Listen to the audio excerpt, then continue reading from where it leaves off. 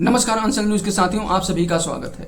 बंगाल जल रहा है या फिर जलाया जा रहा है, ये आप खुद समझ सकते हैं और सोच सकते हैं। जिस प्रकार से सोशल मीडिया में खबरें आ रही हैं, जिस प्रकार से सोशल मीडिया के माध्यम से सारी खबरें हमारे और आपके समझ आती हैं, वह कहीं ना कहीं परेशान और कहीं ना कहीं यह देश की जो संपत्तियों को नुकसान किया जा रहा है, जिस प्रकार से देश की संपत्तियों को फूका जा रहा है, जिस प्रकार से बंगाल की स्थितियां बिगड़ रही हैं या फिर बिगाड़ी जा रही हैं, या फिर वहां की सरकारें कुछ नहीं कर पा रही हैं, तो यह कहीं ना कहीं बड़ा सवाल है।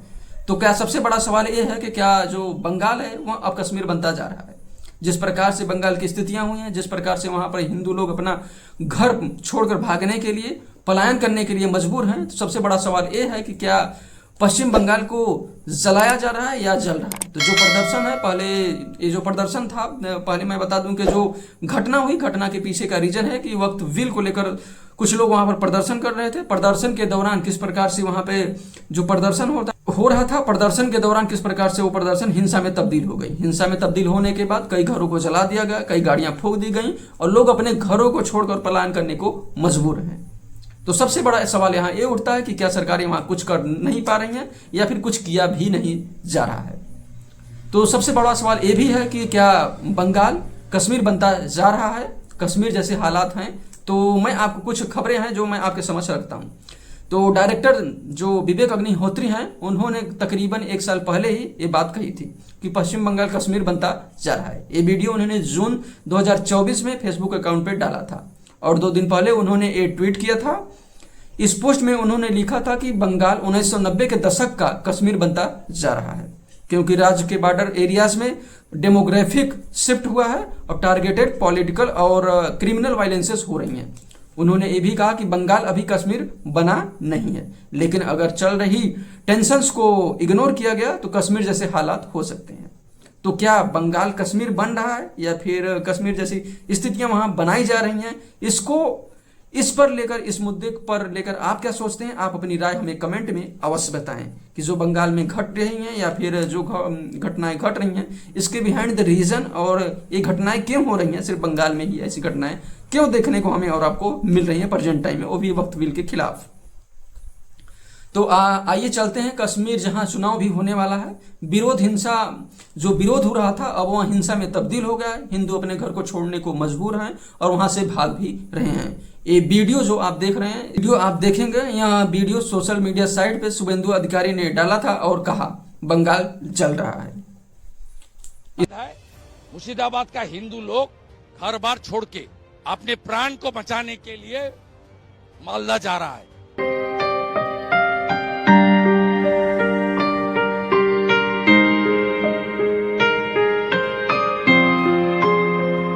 इस वीडियो में लोग साफ देखे जा सकते हैं, साफ दिख भी रहे हैं कि लोग अपने घरों को छोड़कर जा रहे हैं, लोग अपनी जान बचा रहे हैं। और घर को अगर आप देखेंगे तो घरों को भी जला दिया गया है, लोगों के साथ टार्चर हुआ है, लोगों को टार्चर किया जा रहा है।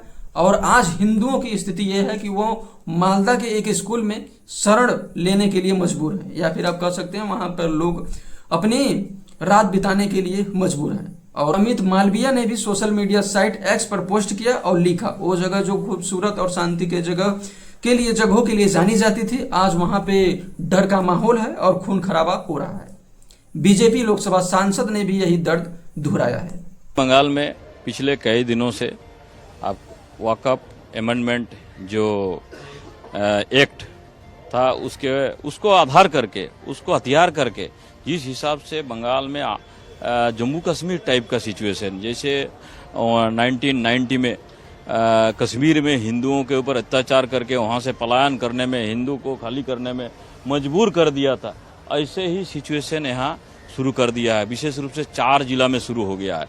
यही वजह है कि महतो ने भी यूनियन मिनिस्टर अमित शाह को चिट्ठी लिखकर कहा है, जो आप इस वीडियो में देख सकते हैं। एक्ट जो है armed force special power act, उस आधार पे यहाँ नियुक्त करिए सेंट्रल फोर्स को और सेंट्रल फोर्स के ऊपर यहाँ नियंत्रण दीजिए।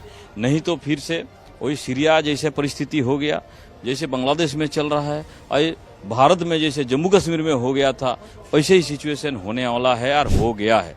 इसलिए मैंने रिक्वेस्ट किया कि आप यहाँ फोर्स लाइए। महतो के अलावा शुभेंदु अधिकारी ने हिंदुओं की मदद करने के लिए गुहार लगाई है। उन्होंने सोशल मीडिया साइट एक्स के जरिए रामकृष्ण मिशन और इस्कॉन से मदद की गुहार लगाई है। उन्होंने पश्चिम बंगाल के गवर्नर को भी रिक्वेस्ट की ताकि बेघर हुए हिंदुओं की जरूरी चीजों को मुहैया कराया जाए। दिलीप घोष ने भी अपनी बात रखते हुए कहा कि पश्चिम बंगाल बांग्लादेश जैसे बनता जा रहा है। दरअसल पश्चिम बंगाल के बॉर्डर एरिया में एक मेजर डेमोग्राफिक शिफ्ट हुआ है। 2004 की push pull factor of the demographic migration from the Bangladesh to West Bengal, a perception study by Parineeti Dutta में लिखा था कि 15 मिलियन बांग्लादेशी बंगाल में रह रहे हैं।